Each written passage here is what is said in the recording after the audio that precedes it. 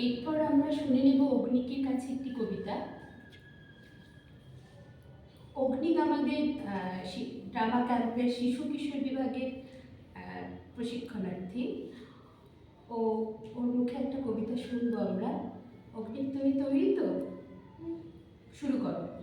নমস্কার। কাজী নজরুল ইসলামের লেখা লিচু চোর।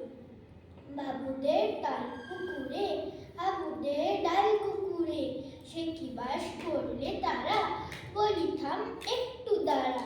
পুকুরের ওই কাছে না লিচুর এক গাছ আছে না, ওটা না আসতে গিয়ে বড় কাস্তে নিয়ে। গাছে গিয়ে যেই চড়েছি, ছোট একটা ডাল ধরেছি, ও বাবা মরাত করে পড়েছি সরার জোরে। পর মালির ঘাড়ে, সে ছিল গাছের আড়ে।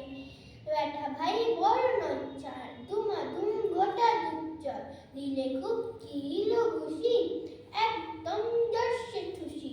আমিও বাগিয়ে থাপড়, যে হাওয়া জাগিয়ে কাপড়, লাফিয়ে ডিন্নু দেওয়ার, দেখি একটা বিটরে শেয়ার।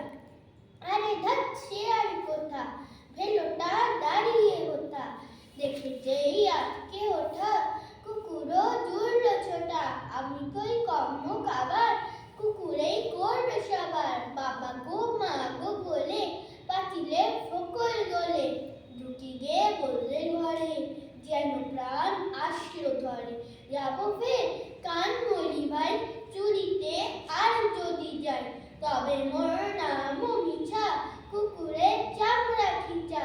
সে কি ভাই যায় রে ভুলা, মারির ওই পিটুনি গুলা। কি বলিস ফের হপ্তা, তৌবা নাক খপ্তা। নমস্কার।